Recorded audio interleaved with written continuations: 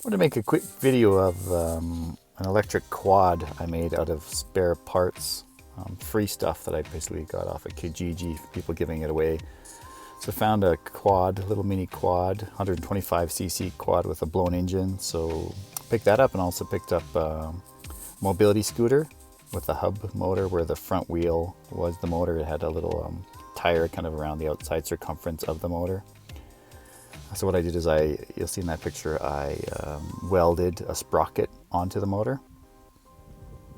So it looks pretty good once it's stripped down. I made it much lighter.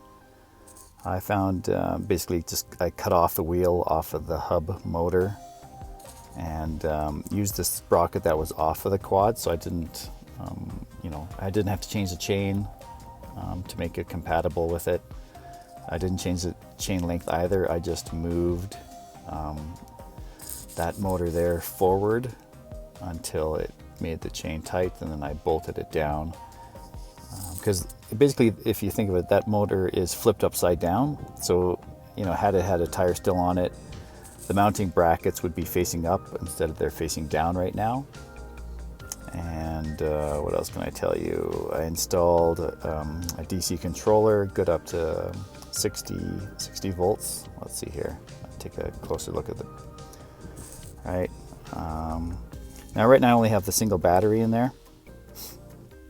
So I do plan, this is for testing purposes, and that battery came with the mobility scooter. So that motor is good up to 24 volts. So you can typically overvolt a DC motor by at least double.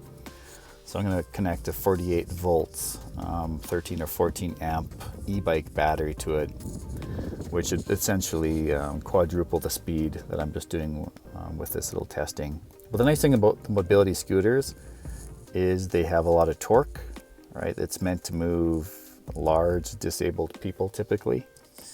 So the carrying capacity of the mobility scooter that it came off of was, I think, 400 pounds. And right now I didn't have a little throttle, like a twist throttle. Since again, I just kind of built this using spare parts, so I just used essentially the little dial you have there, which does make it autonomous. So you can watch it go in a straight line, I suppose, or back up in a line. I added a switch for forward and reverse, right? Just basically all that does is reverse the polarity, and your DC motor will run in reverse.